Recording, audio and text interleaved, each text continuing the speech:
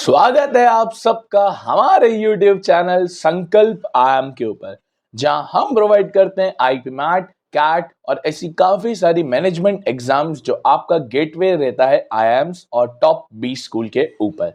तो आज हम देखने वाले हैं 2024 का स्लॉट 2 का DILR, वो भी 40 मिनट में। इस पर्टिकुलर वीडियो का टारगेट यह है कि कैसे 40 मिनट के अंदर 3 सेट्स बेयर मिनिमम आप एक डुएबल दिखते हुए, और उन 40 मिनट में हमको उन 3 सेट्स को निपटाना है और उन 3 सेट से हमको अच्छे खासे क्वेश्चंस को कवर करना है ताकि हम DILR के अंदर अच्छे परसेंटाइल कैट के अंदर ला पाए।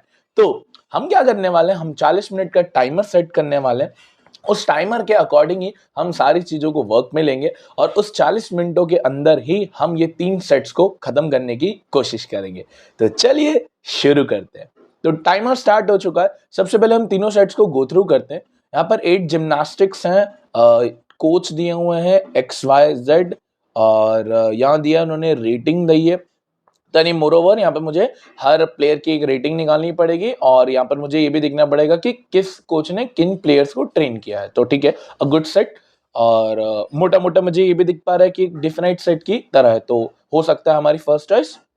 सेकंड, एक कॉलम है, उसके अंदर हमको 1 से लेकर 10 तक के नंबर्स को प्लॉट करना। हाँ, यहाँ पर 1 से 10 तक था, मिसिंग है प्रिंट, बट हाँ 1 से 10 तक को हमको उसको फिल करना है। तो ठीक है, again a matrix based set can be doable. Third, एक कंपनी है ई कॉमर्स, डे 2 की रेटिंग्स दी हुई है, कम्युलेटिव एवरेज दिया हुआ है मुझे दिख पा रहा है, और डे 3 के बारे में इंफॉर्मेशन है, और डे 1 भी होगा फिर। हाँ, तो ये भी एक ठीक ठाक सा सेट है जो कर सकते हैं। ओहो, ये थोड़ा चार्ट बेस्ड है, तो दोनों ही चार्ट बेस्ड है, तो थोड़ा डेटा निकालना पड़ेगा और थोड़ा सा अजम्पशन भी बोल रहा है। कर सकते हैं, ये भी कोई दिक्कत नहीं है, बट इसमें थोड़ा मैक्सिमम दिख रहा है मुझे, थोड़ा लीस्ट दिख रहा है, तो ये थोड़ा टाइम लेगा। फिर एक अगेन चार्ट का क्वेश्चन आया रूट्स के ऊपर, बट अगेन ये क्वेश्चन बेस्ड सेट है, तो हम इसको फर्स्ट चॉइस में तो नहीं रखेंगे। तो मुझे ये तो पता चल गया कि मैं ऊपर के 3 सेट्स को सबसे पहले टारगेट रखने वाला हूं। अब इन ऊपर के 3 सेट्स में से भी मैं सबसे पहले जो कंफर्टेबल रखता हूं, मैं वो इस मैट्रिक्स वाले सेट के ऊपर कंफर्ट रखता हूं। तो मैं मैट्रिक्स वाले सेट से पहले स्टार्ट करने की कोशिश करूंगा कि यार ये क्या है और ये किस तरीके से वर्क कर रहा है। ठीक है, चलिए तो हम एक काम करते हैं, इस मैट्रिक्स वाले सेट को इधर डाल देते हैं। ठीक है, चलिए तो हम थोड़ा समझते हैं कि करना क्या रहेगा बेसिकली। आओ देखो, तो हमको रोज वाइज में जो है, हमको रोज वाइज में लेफ्ट टू राइट में हमको असेंडिंग ले जाना है, मतलब इंक्रीजिंग ऑर्डर में ले जाना है, और कॉलम वाइज में हमको थोड़ा डिक्रीजिंग ऑर्डर में ले जाना है। ठीक है, और 1 से लेकर 10 तक की वैल्यूज को हमको समन करना है। तो फर्स्ट पॉइंट यहाँ पर मुझे डन होते हुए दिख रहा है, सेकंड पॉइंट भी डन होते हुए दिख रहा है। 1 is either placed in same row और इन द सेम कॉलम। तो भैया जो 1 है वो 10 के साथ सेम जाएगा, ये पता चल गया। रो में भी जा सकता है, कॉलम में भी जा सकता है। Neither 2 nor 3 is placed in same row or same column as 10. तो 2 और 3 10 के रेफरेंस में नहीं जाने चाहिए, 1 जाना चाहिए, ये नहीं जाने चाहिए। Neither 7 nor 8 is placed in same row or same column as 9. तो भाई अगेन 7 और 8 9 के रेफरेंस में नहीं जाना चाहिए। ठीक है, ये भी पता चल गया सर। फिर 4 and 6 are to be placed in same row, है ना, 4 और 6 को सेम रो में हमें प्लेस करना है। तो ये कुछ हमको देखने को मिला है। अब आओ हम इसको थोड़ा बहुत सॉल्व करने की कोशिश करते हैं कि 1 और 10 को कहाँ डाल सकते हैं, मेनली क्या इसके पीछे का हम बेसिक लॉजिक समझ सकते हैं। ठीक है, ये हमारे पास कुछ इन्फो है। अब देखो मेन है ना, इसके ऊपर टारगेट पॉइंट है कि असेंडिंग डिसेंडिंग। रो वाइज में आपको असेंडिंग पे ले जाना है, कॉलम वाइज में आपको डिसेंडिंग पे ले जाना है, और 1 और 10 यहाँ पर हमारा गेटवे है कि हम उससे ही गेम को स्टार्ट कर सकते हैं। तो थोड़ा अगर सोचें तो मुझे एक चीज तो देखिए कि सर मैं यहाँ तो 10 डाल नहीं सकता, है ना, यहाँ तो मैं बिल्कुल 10 नहीं डाल सकता। सिमिलर तरीके से कॉलम 2 में यहाँ पर भी 10 नहीं आएगा, यहाँ पर भी नहीं आएगा। हाँ, अब यहाँ आ सकता है ना, बट अगेन यहाँ आने के चांस कम है। कम क्या, 0 ही है, क्योंकि फिर रोज में जो हम कॉलम में जो हम डिसेंडिंग वाली चीज ले रहे वो सेक्रीफाइस हो जाएगी, क्योंकि 10 से फिर जो बड़ा नंबर है ना वो हमारे पास नहीं है। तो एक चीज हम यहाँ फिक्स कर दें कि 10 फिक्स होते हुए दिख रहा है मुझे, तो 10 में यहाँ फिक्स कर देता हूँ, 10 के लिए मुझे कोई दिक्कत नहीं है, तो 10 मेरा अब काम हो गया। अब उस बंदे ने बोला था कि 1 को या तो आपको सेम रो या सेम कॉलम में प्लेस करना है, तो यहाँ तो 1 इधर आ सकता है ना, या तो 1 इधर आ सकता है क्योंकि वही असेंडिंग का फंडा है, या में 1 इधर आ सकता है। हम एक काम करते हैं, एक केस लेकर सॉल्व को स्टार्ट करते हैं। तो हम एक काम करते हैं, 1 को यहां ले लेते हैं डिसेंडिंग ऑर्डर में, ठीक है, ये हमने कर दिया। अब उसने बोला था कि अगर आपने 1 और 10 कर दिया तो 2 और 3 10 की रो या 10 की कॉलम में नहीं आएंगे। ये लिखा था ना कि जो 2 और 3 है वो 10 की कॉलम और रो में नहीं आएंगे। तो कॉलम 1 में नहीं आ सकता, कॉलम 2 रो 1 में नहीं आ सकता, कॉलम 3 रो 1 में नहीं आ सकता 2 और 3, ना यहाँ दोनों आ सकता है। तो 2 और 3 के लिए एक ये पोजीशन बची, एक ये पोजीशन बची, एक ये पोजीशन बची, है ना। ये 3 पोजीशन 2 और 3 के लिए मैं कह सकता हूं कि हम इसको थोड़ा बुक मानेंगे कि ये 2 और 3 के लिए मेन पोजीशन है। अब सर उसने ये भी बोला था कि 4 और 6 को सेम रो में प्लेस करना है ना, ये बोला था 4 और 6 को सेम रो में प्लेस करना है। तो थोड़ा इसके ऊपर लॉजिक लगाने की कोशिश कर सकते हैं अपन। अगर मैं 4 और 6 को यहां प्लेस कर दूं, है ना, लेट्स से मैं बोलूं सर 4 और 6 को यहां प्लेस कर दूं, तो फिर 2 और 3 के लिए प्रॉब्लम आ जाएगी। तो ये भी समझ में आया कि सर 4 और 6 यहां नहीं हो सकते, तो हम 4 और 6 को यहां प्लेस नहीं कर सकते, 2 और 3 की जगह ले रहा है। तो एक काम करते हैं, हम 4 और 6 को कॉलम 1 और यहां कॉलम 2 में डाल के देखते हैं।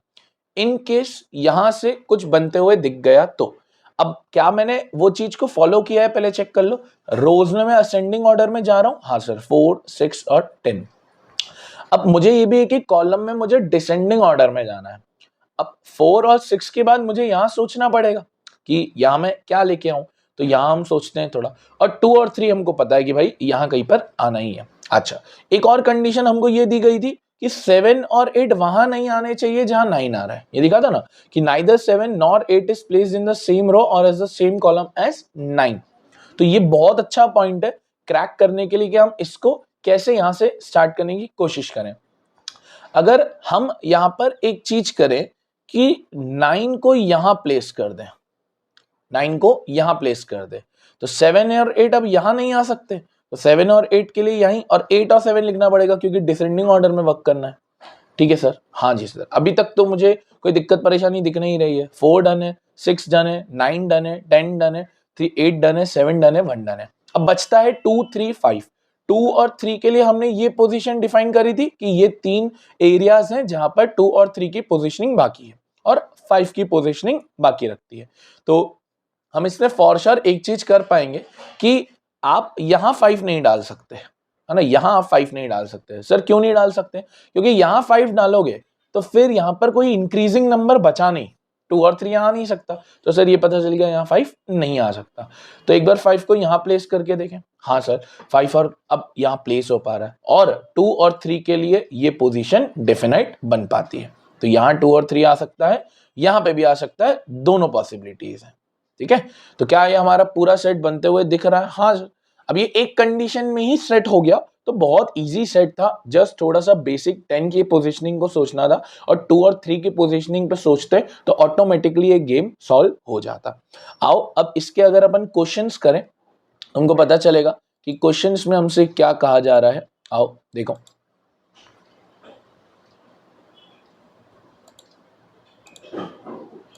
देखो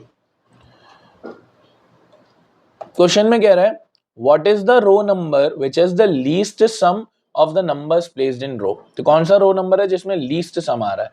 फर्स्ट में तो नहीं आएगा, दिख ही रहा है 10 19 25 29 सम हो रहा है। सेकेंड रो में 2 5 8 13 13 और 2 या 3 यानी 14 या 15 आ जाएगा, है ना। कितना, सॉरी 8 और 5 13 15 और 16 माय मिस्टेक, 15 और 16 माय मिस्टेक, सॉरी। हाँ, थर्ड रो में 8 या 9, है ना, 7 2 9 9 और 10। यार सूरज जी क्या कर रहे हो, 10 और 9। लास्ट रो ये जिसमें 1 आ रहा है, तो यहाँ 1 मत लिख देना क्योंकि रो नंबर पूछा है तो फोर्थ आएगा, fourth is the row number. Which of the following statement must be true? 10 is placed in the slot in row 1. Yes, this is true. 1 is placed in the slot in row 4. Yes sir, ये भी सही है। तो both A and B are true, तो दोनों ही सही है sir. आगे बढ़े। विच of the following is must be true? 2 is placed in a slot in column 2, तो ये हम थोड़ा डेफिनेट नहीं है क्योंकि 2 में भी हो सकता है, 3 में भी हो सकता है. 3 is placed in column 3, again ये भी हम डेफिनेट नहीं हो सकते, तो neither 1 neither 2. For how many slots of the grid placement of the number cannot be determined certainly? सिर्फ 2, क्योंकि हमने बाकी सबका निकाल लिया, 2 और 3 का नहीं निकाला. What is the sum of the numbers placed in column 4? Column 4 में 10 plus 8 18, 18 plus 7 25, 25 plus 1 26. तो कुछ इस तरीके से आपका ये सेट सॉल्व हो जाता है. तो बड़ा इजी सेट था, इस सेट को हमने मैट्रिक्स अरेंजमेंट के थ्रू में सॉल्व कर दिया. अब अगर हम थोड़ा आगे आए तो अब ये एक ई कॉमर्स वाला सेट है, ये भी बहुत अच्छा था, और एक जो हमने ऊपर जिम्नास्टिक वाला रखा था, एक वो सेट अच्छा है. तो थोड़ा ये भी करा जा सकता है और वो भी करा जा सकता है. मेरी प्रायोरिटी में मैं इसको रखता क्योंकि इसमें थोड़ी इन्फो कम है और ज्यादा कैलकुलेशन बेस नहीं दिख रहा है कंपेरेटिव टू दैट. तो हम इसको पहले करने की कोशिश करते हैं. आओ देखो क्या कह रहा है यार ये हमसे set.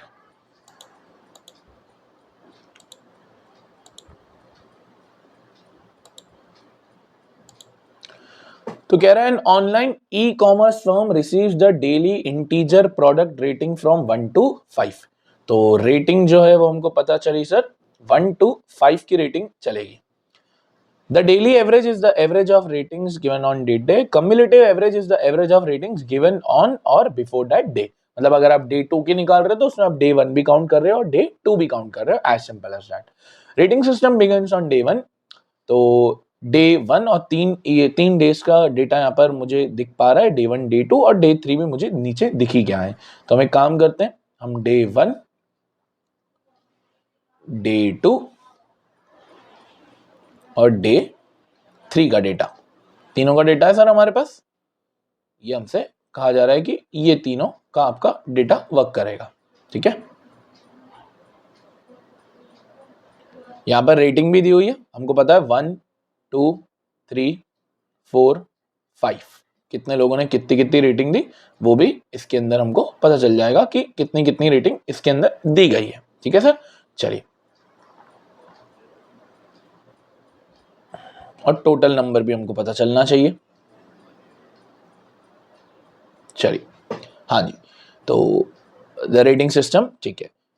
Begin on day 1. Cumulative average were 3 and 3.1 at the end of day 1 and day 2. तो डे 1 का क्यूमुलेटिव एवरेज है 3, डे 2 का क्यूमुलेटिव एवरेज है 3.1. ऑब्वियस सी बात है, डे 1 का अगर एवरेज 3 है, क्यूमुलेटिव एवरेज 3 है, तो ऑब्वियस सी बात है वो डे 1 का ही नॉर्मल एवरेज है, क्योंकि क्यूमुलेटिव का मतलब क्या, उससे पहले कुछ था नहीं. तो ये जो एवरेज दिया ना क्यूमुलेटिव एवरेज, ये डे 1 का ही एवरेज है. हाँ, अब ये डे 2 वाला 3.1 में दो चीजें काउंट है. एक काउंट हो गया डे 1 और एक काउंट हो गया डे 2. तो हम थोड़ा ध्यान रखेंगे इसके अंदर कि किसके अंदर आप किस चीज को काउंट करने की कोशिश कर रहे हो. डे 2 की हमको रेटिंग्स का चार्ट दिया हुआ है. तो मुझे दिख रहा है 1 जो रेटिंग दी है वो 5 लोगों ने दी है डे 2 के अंदर. 2 रेटिंग जो दी है वो 10 लोगों ने दी है. 3 जो रेटिंग दी है वो अगेन 5 लोगों ने दी है.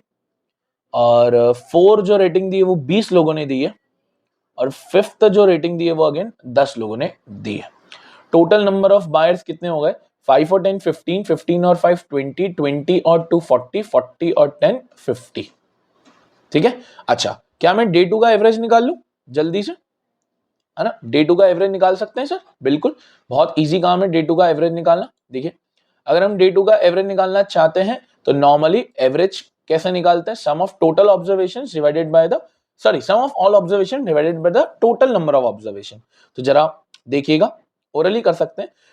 5 रेटिंग दी, 5 लोगों ने 1 रेटिंग दी, तो 5 into 1 दैट इज 5. 10 रेटिंग दी, 10 लोगों ने 2 रेटिंग दी, तो 20 हो गया. 10 into 2. 5 लोगों ने 3 रेटिंग दी यानी 15. 20 लोगों ने 4 रेटिंग दी यानी 80. और 10 लोगों ने 5 रेटिंग दी दैट इज 50. और डिवाइडेड बाय कितना सर, 50, क्योंकि टोटल लोग हैं. इसको जब हम ऐड करेंगे तो हमको मिलेगा 5 और 10 25, 25 और 15 40, 120, 170, 170 upon 50 that is 17 upon 5 that is 3.4. कितनी आ गई सर एवरेज इसकी, 3.4. याद रखना, और डे 1 की हम ऑलरेडी लिख चुके हैं 3 जो ऊपर लिखी हुई थी। तो ये बहुत कुछ अभी हमको ऑलरेडी पता चल चुका, बिना अभी हम क्वेश्चंस पे भी नहीं गए ना हमने कोई एडिशनल इन्फो पढ़ा है। अब ये चार्ट मेरे काम का नहीं रहेगा, अब मैं इस चार्ट को छोड़ के आगे बढ़ जाऊंगा कि आगे क्या कह रहा है। ठीक है, तो following information is known for the ratings of day 3। 100 buyers gave rating on day 3, तो भाई 100 बायर्स है टोटल। ठीक है भाई, बहुत बढ़िया। तो टोटल डे 3 पे 100 बायर्स है। The mode of the product ratings were 4 and 5। Mode का मतलब होता है हाईएस्ट, तो 4 और 5 मतलब ये हाईएस्ट रहे होंगे, और दोनों 4 और 5 मोड है तो दोनों इक्वल रहे होंगे, तो XX मान लेते हैं सर, पता नहीं कितना बट XX मान लेते हैं। Number of buyers giving each product rating are non zero multiple of 10। तो भैया ये जितने भी मल्टीपल होंगे वो 10 के होंगे, ये भी पता चल जाता है। Same number of buyers gave product rating 1 and 2। तो 1 and 2 को सेम रेटिंग मिली है, मतलब 1 और 2 वालों को सेम ही है, मान लेते हैं Y और Y। And this number is half the buyers to the 3। Half मतलब ये डबल हो जाएगा 2Y। सही चीज। तो सर यहां से हम बहुत अच्छी एक इक्वेशन बना सकते हैं, क्योंकि हमको 100 बायर्स भी दिए हुए हैं। तो यहां पर अगर मैं बनाऊं y plus Y 2y, 2y plus 2y 4y, तो 4y plus 2x equals to 100। 2 common निकाल के ये बन जाएगी 2y plus x equals to 50। अब क्योंकि उसने बोला है 10 का मल्टीपल है, तो 2-4 ऑप्शन ही हमें यहाँ पर दिख पा रहे हैं कि हम क्या क्या ऑप्शंस लें अगर 10 का मल्टीपल है। तो अगर सबसे पहले मैं y को 10 ले लूं तो मेरा x आ जाएगा 20, यानी 30 आ जाएगा मेरा x। अब मैं y को 20 नहीं ले पाऊंगा, है ना, क्योंकि नहीं y को 20 हाँ ले सकते हैं, है ना, ऑड नंबर नहीं ले पाओगे, बाकी आप 20 ले सकते हो। तो आप 20 ले सकते हो y को, उस बेस पे x आ जाएगा 10। अब जरा खुद सोचना है, ये 2 केस बन रहे हैं, इन 2 केसेस में से कोई एक ही केस चल सकता है। इसके पीछे कारण है कि हर केस में आपको ये भी सोच के रखना है कि वो मोड्स वाला फंडा दिया हुआ है, कि उसने बोला था कि भाई जो 4 और 5 है ना वो मोड है, ये कहा था उसने। तो 4 और 5 हाईएस्ट होनी चाहिए, x हाईएस्ट होना चाहिए, y हाईएस्ट नहीं हो सकता। तो ऑब्वियस सी बात है ये वाला केस हम डिनाई कर देंगे, क्योंकि इसमें x की वैल्यू 10 है, और जो सही केस हो जाएगा वो ये जाएगा ऐसे 30 वाला। तो x आ गया 30, x आ गया 30, y आ गया 10, तो ये हो गया 20, ये हो गया 10, ये हो गया 10।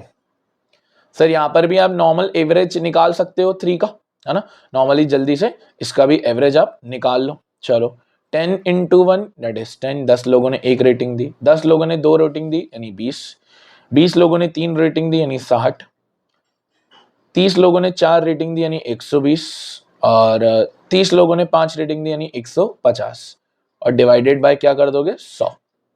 इसको ऐड करने पे हमको मिल रहा है 10 और 20 30, 30 और 60 90, 120 और 90 210, 210 और 150 360, 360 अपॉन 100 हो गया 3.6। तो 3.6 इस पर्टिकुलर चीज की रेटिंग आ गई। 3.4 हमको मिली थी सेकेंड डे की, थर्ड डे की मिल गई 3.6, और फर्स्ट डे की मिल गई 3। ठीक है सर, हमने काफी कुछ डेटा ऑलरेडी निकाल दिया है, काफी कुछ चीजें हम ऑलरेडी कर चुके हैं। क्या हम ये फर्स्ट डे के नंबर ऑफ बायर्स भी निकाल सकते हैं? हाँ जी सर, बहुत इजी है। अगर आपको फर्स्ट डे के नंबर ऑफ बायर्स निकालने हैं तो हमको ये दिया था कि डे 2 की क्यूमुलेटिव जो एवरेज है वो 3.1 है, ये दिया है ना हमको कि डे 2 की जो क्यूमुलेटिव एवरेज है वो है 3.1, और डे 2 की अगर 3.1 क्यूमुलेटिव एवरेज है तो डे 2 के अंदर डे 1 भी काउंट हो रहा होगा और डे 2 भी काउंट हो रहा होगा। ध्यान से समझना। फॉर अ टाइमिंग मैं मान लेता हूं कि डे 1 के अंदर टोटल लोग हैं A, मैं मान लेता हूं डे 1 के अंदर टोटल लोग हैं A, तो हमको पता है इसका एवरेज कितना है 3, जो क्वेश्चन ने हमको ऑलरेडी दिया हुआ था। ये दिया हुआ था कि डे 1 का एवरेज 3 है, तो अगर 3 एवरेज है और A लोग हैं तो कहना है इससे जो डे 1 का टोटल आएगा वो टोटल हो जाएगा 3 है, क्योंकि एवरेज का फॉर्मूला क्या होता है, average equals to sum of all observations upon total number of observation. Average 3 है, टोटल नंबर A माना है तो A उधर जाएगा तो 3 हो जाएगा। बस इस बेसिस पे अब हम ये डेटा को निकाल पाएंगे। बहुत ध्यान से देखना हम कैसे निकालते हैं। हमको पता है क्यूमुलेटिव एवरेज है 3.1, है ना, डे 2 का। इसमें टोटल लोग आ जाएंगे पहले डे 1 के, डेट इज 3A। फिर आ जाएंगे टोटल डे 2 के। अगर याद हो तो 170 निकला था, अपन ने निकाला था ना 170, 520, 25, 40, 120, 170। और अपॉन में आएंगे टोटल नंबर ऑफ लोग, डे 2 के 50 हैं, डे 1 के A माने हैं, तो A प्लस 50 क्रॉस मल्टीप्लाई करके ये बहुत इजीली सॉल्व हो जाएगा 3.18। और ये हो जाएगा 31 5 that is 155 equals to 3A plus 170, ये हो जाएगा 0.1A इक्वल्स टू 15, हाँ 65 15, हाँ तो यहां से A की वैल्यू आ जाएगी 150। कितनी आ जाएगी? 150। तो मैं ये भी निकाल पाया कि सर जो टोटल लोग थे डे 1 के वो कितने हैं? 150। अब बाकी हम कुछ नहीं और निकाल पाएंगे क्योंकि और कुछ इन्फो नहीं है, हमने सब कुछ एग्जॉस्ट कर लिया है। अब आइए क्वेश्चन के आंसर्स पे आते हैं कि क्या क्या आंसर्स इसके बन पा रहे हैं। How many buyers give a rating of day 1, ये हमने अभी निकाला 150, good. What is the daily average rating of day 3? 3.6, ये रहा, हमने निकाल रखा है 3.6। What is the median of ratings given on day 3? ये अच्छा, मीडियन, मीडियन मतलब होता है मिडिल मोस्ट वैल्यू। तो थोड़ा सोच लो, 100 का मिडिल निकालोगे 50, है ना, 100 का मिडिल निकालोगे 50, तो ऑटोमेटिक गिन लो 10 एक वाले, 10 2 वाले, 20 3 वाले। तो इतने में कितने कवर हो गए सर? 40 लोग कवर हो गए, बट अभी भी मीडियन पे नहीं पहुंचे, 50 पे नहीं पहुंचे। अगले 30 में पहुंच जाओगे, हाँ सर। और रेटिंग कितनी दे रहे वो लोग? 4। तो मीडियन रेटिंग कितनी हो जाएगी सर? 4। मीडियन रेटिंग हो जाएगी 4। Which of the following statement is true about the cumulative average of day 2 and day 3? Cumulative average day 2 का तो हमको पता है 3.1 था, ये डे 2 का था। और डे 3 का हमने अभी निकाला नहीं ना, हाँ डे 3 का हमने नहीं निकाला, आई गेस सो। हाँ तो डे 3 का आप क्यूमुलेटिव एवरेज निकाल सकते हो बहुत इजीली, क्योंकि अब तो हमारे पास सारा ही डेटा उपलब्ध हो चुका है। ए थे 150 लोग, है ना, ए थे 150 लोग, और 150 इंटू 3 करेंगे तो टोटल आएगा 450, प्लस सेकेंड डे वालों का आया था 170, थर्ड डे वालों का आया था 360। टोटल लोग कितने हो रहे हैं? 100 डे 3 के, 50 डे 2 के, और 150 डे 1 के। तो ये हो गया 300। ऐड करना इन सबको, 450 और 170 620, 980। तो 980 बाय 300, 0 से 0 काटोगे, 49 बाय 15, 49 बाय 15, ये कितना आएगा सर? रफ 3.40 डेट इज 2 और 90 डेट इज 66। तो 3.266 डे 3 का क्यूमुलेटिव एवरेज आ रहा है। तो 3.266 चलते चलते आ रहा है क्यूमुलेटिव एवरेज ऑफ डे 3। तो कौन सा सही है? Day 3 increase by less than 5% from day 2? नहीं, 5% से तो मुझे ज्यादा ही दिख पा रहा है इसके अंदर, वो 3.100 है लगभग, और वो 3.26 है, तो 5% से तो मुझे ज्यादा ही दिख रहा है। Cumulative average of day 3 is increase by more than 8%? नहीं नहीं नहीं, 8% फिर बहुत ही ज्यादा हो जाएगा। The cumulative average of day 3 is increase by percentage between 5 and 8, हाँ ये 5 और 8 के बीच में लग रहा है, लगभग 5.5 6 के आसपास मुझे दिख पा रहा है। तो third option would be the great thing. और फोर्थ ऑप्शन तो डिक्रीज तो हुआ ही नहीं है, बढ़ा ही है, तो फोर्थ ऑप्शन गलत हो जाएगा। अब आप देखो, हमारे लगभग 24-23 मिनट हुए, 22 मिनट हुए हैं। उन 22 मिनटों के अंदर मोटा लेवल पे हमने 2 सेट सॉल्व कर लिए हैं, 4 क्वेश्चन ये सॉल्व किए, और कौन सा सेट और सॉल्व किया था सर अपन ने? एक वो मैट्रिक्स वाला सेट किया था, राइट। तो 4 ये किए अपन ने क्वेश्चन, और 1 2 3 4 5, मतलब इन टोटल हमने अभी तक 9 क्वेश्चन कर लिए हैं, और 9 के 9 सही है, क्योंकि सेट हमने सही बनाए। तो हमको लगभग 27 मार्क्स अभी तक मिल चुके हैं। That is a very decent and very good score to score 90 percentile on an average in this CAT 2024। But अभी हमारे पास टाइम है, तो हम एक सेट और करेंगे, क्योंकि हमने जो सोचा था जिम्नास्टिक वाला सेट वो भी बहुत इजी था। आओ इस जिम्नास्टिक वाले सेट को भी हम पकड़ें कि क्या कह रहा है। आइए, इस तरीके से आपको हमेशा अपनी प्रैक्टिस को बनाए रखना है कि कैसे हम एक पर्टिकुलर टाइम इंटरवल के अंदर चीजों को सॉल्व करने की कोशिश करें, ज्यादा वो भी नहीं करें और अटके नहीं रहना है। किसी सेट के अंदर अटक जाओ तो ऐसा नहीं, आगे बढ़ना बहुत जरूरी है। 4 सेट है, एक नहीं बना तो 3 को है ही है। 8 जिम्नास्टिक प्लेयर फ्रॉम 1 to 8, तो 8 प्लेयर है। Player 1, player 2, player 3, player 4, player 5, player 6, player 7, player 8, तो 8 लोग हैं, ठीक है। They underwent a training camp where they will be coach by 3 coaches X Y Z. तो एक कॉलम हम इसके अंदर बनाएंगे सर कोच का, है ना, तुमको पता चलेगा। एक कॉलम बनेगा कोचेस का, पता नहीं किसने क्या ट्रेन किया होगा, बट ये पता है कि 3 है ना। और आगे लिखा है each coach give train at least 2 players. चलो, तो ये अच्छी बात है। तो एक्स है, वाई है, जेड है, कम से कम तो 2 किए ही हैं।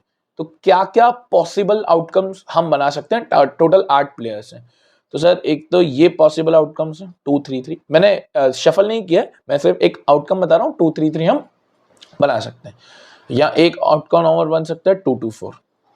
अभी किसको क्या मिलेगा वो नहीं पता, बट ये है जो हमको दिख पा रहा है, ठीक है ना।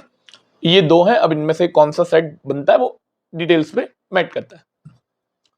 यूकी travelled only even number of players, ठीक है, तो ठीक है, इस पे ज्यादा हम कह नहीं पाएंगे कि यूकी ने इवन नंबर है। अगर ये है फर्स्ट वाला तो यूकी ने 2 किए है ना, और थर्ड वाले में तो फिर हम कुछ कह नहीं सकते। Zara train only odd numbered players, है ना, तो सॉरी मैंने एक गलत पढ़ा, Yuki train only even numbered players, oh my mistake. Yuki ने सिर्फ इवन नंबर्ड प्लेयर्स को टीच किया है, मतलब 2 4 6 8। तो ये मेरी सॉरी गलती हो गई, मैंने उसके रेफरेंस में पढ़ लिया। यूकी इवन नंबर्ड प्लेयर्स को टीच करती है। ज़ारा ने ऑड नंबर ऑफ किया है, बहुत बढ़िया। चलिए, ऑड नंबर मतलब 1 3 5 7। After the camp, the coaches evaluated the players and gave integer ratings to the respective trained player from the scale of 1 to 7। तो भैया ये एक रेटिंग देंगे 1 to 7 के बीच में। बहुत बढ़िया, काफी कुछ यहां तक हमको पता चल चुका है कि रेटिंग भी मिलने वाली है। बढ़िया, आगे बढ़ते हैं। X trained more players than Y। अब ये थोड़ा अच्छा एक सेट बन पाएगा कि X trained more players than Y। X ने Y से ज्यादा प्लेयर्स को ट्रेन किया है। ठीक है, तो फर्स्ट केस में तो फिर यहाँ पर एक ही चीज दिख पा रही है कि भाई अगर X ने ज्यादा प्लेयर ट्रेन किए हैं तो फिर आप X को 3 दे दो, Y को 2 दे दो, और लास्ट केस में भी x को 4 देना पड़ेगा, y को 2 देना पड़ेगा। अभी ठीक है, अभी अपन इस पे नहीं आते हैं, थोड़ा बाद में सोचेंगे, अभी तो फिर कुछ केस बन नहीं पा रहा उसके रेफरेंस में। ठीक है, आगे बढ़ते हैं।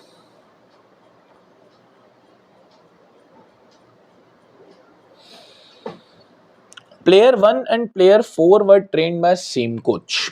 तो प्लेयर 1, लेट्स से इसको ए कोच ने ट्रेन किया है as assumption, and player 4 were train by the same coach. तो प्लेयर 4 को भी ए कोच ही ट्रेन करेगा। ठीक है, while the coaches who trained player 2 3 5 were different। तो 2 भी डिफरेंट, 3 भी डिफरेंट, 5 भी डिफरेंट। मैं बस एक एरो लगा रहा हूं, समझ जाना कि डिफरेंट्स हैं तीनों, है ना, अपनी अंडरस्टैंडिंग के बेसिस पे। तो सेकंड पॉइंट को हम डन करते हैं। अभी हमने फर्स्ट पॉइंट को ज्यादा डन किया नहीं है, देखते हैं आगे। Player 5 and 7 were trained by the same coach. तो भाई प्लेयर 5 और प्लेयर 7 दोनों को सेम कोच ने ट्रेन किया। बहुत बढ़िया, and got the same rating. All other player got the unique rating. तो भाई प्लेयर 5 को लेट्स से एक्स रेटिंग मिली है, तो प्लेयर 7 को भी एक्स रेटिंग मिली है, बाकी सबको यूनिक रेटिंग मिली है। बहुत ही शानदार। Average of the ratings of all player was 4। तो कहना है इससे टोटल 32 हो गया। कैसे sir? 4 into 8 number of players. अब यहां से अभी हम रुक जाते हैं, है ना, यहां हम फिर फोर्थ पॉइंट को तो हमने डन किया, यहाँ से 32 हमको बहुत बढ़िया इंफॉर्मेशन देगा, क्योंकि हमको पता है कि रेटिंग 1 से 7 तक की है ना, ये हमको पता है कि रेटिंग 1 से 7 तक की है। तो हम थोड़ा इसके ऊपर एक केस सोच सकते हैं कि यार कैसे, क्योंकि 2 रेटिंग रिपीट हो गई और बाकी सारी यूनिक है। ये क्वेश्चन ने हमको दिया कि 2 रेटिंग सेम रहेगी, बाकी सारी यूनिक रहेगी। तो देखो, अगर मैं 1 2 3 4 5 6 7, अब ये 7 रेटिंग्स है, इनको ऐड करो तो 7 इट्स 56 बाय 28 आ जाएगा। टोटल ऐड करोगे ना 1 2 3 6 10 15 21 28, हमको पहुंचना 32 तक है। तो एक आधी रिपीट करते चलते हैं, है ना, ऐसे हिट एंड ट्रायल एक बार 1-2 केस में करके देख लो। जैसे मैं 6 को रिपीट करता हूं, 2 बार 6 को रिपीट करता हूं, ऐड करो 1 2 3 3 3 6 10 15 21 27 27 और 7 हो गया 34, आगे बढ़ गया। तो ये केस गलत हो गया, आगे बढ़ाओ 1 2 3 4 5 5 6 और 7। अब मैंने 5 को रिपीट मार के देखा कि क्या पता 5 से केस बनने की कोशिश हो जाए। तो चलो इसको देखो 1 और 2 3 3 और 3 6 6 और 5 10 10 15 20 26 सॉरी 1 2 3 3 3 6 6 और 4 10 10 और 15 20 26 26 और 7 भी काम नहीं बन पा रहा, 26 और 7 भी 33 हो रहा है, तो गलत हो रहा है। ये भी केस गया। आगे वाले केस को देखते हैं 1 2 3 4 4 को रिपीट करके देखते हैं 5 और 6 और 7। तो एक बार देखो 1 और 2 3 3 और 3 6 6 और 4 10 10 और 4 14 14 और 5 19 19 और 6 25 25 और 7 32। बन गया ना केस। देखो ऐसे सोचना रहता है, 2-4 केस में आ जाता है। तो ये बॉक्स वाला केस मेरे लिए परफेक्ट केस होगा, बाकी कोई भी केस मेरे लिए काम का नहीं होगा। चलिए, तो हमको ये पता चल गया भाई 4 सेम रेटिंग है, तो 4 दे दो। अच्छा मैं यहाँ लिख भी देता हूँ, है ना, हमको काम आएगा क्योंकि हम यहाँ लिखेंगे ना। तो 1 2 3 4 4 5 6 और 7। चलो अब हम है ना इसको नापते जाएंगे कि क्या क्या रेटिंग्स दी हुई है, तो बहुत मजा आएगा रेटिंग्स देने में। आओ देखो, पहले हम इक्वल रेटिंग दे देते हैं, जो जो 4 4 थी, है ना, वो जो दिया ही हुआ था उसने कि प्लेयर 5 और प्लेयर 7 को मिल रही है। तो भैया इसको 4 दे दो, इसको 4 दे दो। ये दे दी सर, बहुत बढ़िया। यहाँ से 4 4 कट भी कर दो, हाथों हाथ काम हो जाएगा। कहता है player 2 got the highest rating, तो प्लेयर 2 हाईएस्ट यानी 7 मिली होगी। चलो ये भी कट हो गया, बहुत बढ़िया। हाँ अब ये बहुत अच्छा है, लास्ट पॉइंट पहले टच करते हैं क्योंकि वो डबल वाला पॉइंट मुझे दिख रहा है। Player 4 rating was double of player 8, तो भाई डबल का तो मुझे सिर्फ 3 और 6 ही दिख पा रहा है, तो वो ये ऑप्शन होगा। तो प्लेयर 4 का डबल है, तो प्लेयर 4 को मिली होगी 6, और किससे डबल है, प्लेयर 8 से, तो प्लेयर 8 को मिली होगी 3। अरे बहुत शानदार, तो 6 और 3 भी कट हो गया। देखो कितना सेट खुल जाता है अगर थोड़ा सा दिमाग यहाँ लगा दिया। एंड लेस देन प्लेयर 5, तो प्लेयर 5 से कम भी है, हाँ भाई कम भी है। तो काफी सारा काम इसके अंदर अब हो चुका है। अब बस 3 रेटिंग और बाकी, 1 2 5, है ना, 3 रेटिंग और बाकी है। प्लेयर 1 को देनी है, प्लेयर 3 को देनी है और प्लेयर 6 को देनी है। बहुत ही शानदार, आगे बढ़ते हैं। कहता है the average of the rating of players trained by Yuki was twice that of Zena and 2 more than that of Zara। हाँ अब यही जो पॉइंट है ना छठा वाला, ये आईएमपी पॉइंट है, ये सेट को सॉल्व कर देगा, ये सेट को सॉल्व कर देगा, इसके आजू बाजू कोई भी नहीं होगा। अब जरा थोड़ा सोचना पड़ेगा इसके अंदर कि, क्योंकि हमको ये नहीं पता है कि किसने कितने लोगों को ट्रेन किया। मेन बात वो है कि अभी हमको उसकी इंफॉर्मेशन नहीं है कि कितने लोग किस कोच के द्वारा ट्रेन हुए हैं। अगर वो इंफॉर्मेशन मिल जाएगी तो काफी कुछ काम हो जाएगा। तो आओ थोड़ा अटैक करके देखते हैं। हमको ये पता है ज़ेना ने यूके से ज्यादा प्लेयर ट्रेन करे। देखो मैं अगर 2-3-3 वाली पॉसिबिलिटी लेता हूं कि 2 किसी ने, 3 किसी ने, 3 किसी ने, ये मुझे ज्यादा भा नहीं पा रहा है। मतलब इंस्टिंक्ट आ जाना चाहिए कि यार 2-3-3 मतलब किसी बंदे ने 3 करे हो, किसी बंदे ने फिर 2 करे हो। आप एवरेज निकालोगे ना, एवरेज में डबल की दिक्कत में आएगा। 3 एक ऑड नंबर है, ऑड नंबर चीजों को बहुत डिवाइड बहुत रेयरली करता है, समझ पा रहे हो। मैं ऐसा नहीं बोल रहा हूँ कि इंस्टिंक्ट पे जाओ, बट थोड़ा सोचो कि यार एवरेज जब निकालोगे, अपॉन में 3 रखोगे किसी भी कोच का, तो बहुत रेयर चांस है कि आपको एक होल नंबर मिल जाए। और इस पूरे एवरेज वाले पॉइंट में बात ही होल नंबर्स की हो रही है, 2 मोर देन की हो रही है। तो ये समझ में आ जाना चाहिए कि ये बहुत हद तक पॉसिबिलिटी है कि इवन नंबर्स में हो। ठीक है, तो हम एक बार 2-4 वाला एक खेल के देखते हैं, दाव खेल के देखते हैं। नहीं गया तो 2-3-3 वाले दाव को खेलेंगे। कहा था एक्स वाई से ज्यादा ट्रेन करता है, तो भैया यहाँ पर मुझे 4x को देना पड़ेगा, y 2 को देना पड़ेगा और z 2 को देना पड़ेगा। सही सही सर, सही। एक सेकेंड, हाँ जी, तो ये मुझे इसको देना पड़ेगा। आओ अब थोड़ा सोचते हैं। प्लेयर 2, प्लेयर 3, प्लेयर 5 डिफरेंट है और प्लेयर 7 और प्लेयर 5 सेम कोच है। सही चीज। तो थोड़ा कॉमन सेंस लगाओगे तो प्लेयर 5 को और प्लेयर 7, क्योंकि दोनों सेम है और बाकी डिफरेंट है, तो इन दोनों को मैं दे दूं। कोई पर्टिकुलर चीज तो मुझे करना ही पड़ेगा अगर मुझे स्टार्ट करना है तो, और मुझे ये पता है कि 3 अलग अलग लेयर है। अच्छा, मैं कुछ एक प्लेयर 1 और प्लेयर 4 भी सेम कोच से आ रहे हैं ना, ठीक है, और प्लेयर 1 और प्लेयर 4 सेम कोच से आ रहे हैं, प्लेयर 5 और प्लेयर 7 भी सेम कोच से आ रहे हैं, और प्लेयर 5, प्लेयर 2, प्लेयर 3 डिफरेंट है। ठीक है।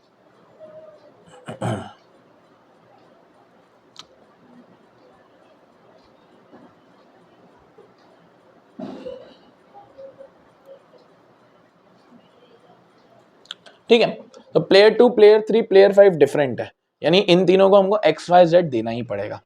तो अब थोड़ा अगर सोचेंगे, अगर हम 4 लोगों को एक्स देना है, 2 लोगों को वो देना है, और प्लेयर 1 और प्लेयर 4 सेम कोचेस से आ रहे हैं, है ना, प्लेयर 1 और प्लेयर 4 सेम कोचेस से आ रहे हैं, तो इसको अगर सोचें,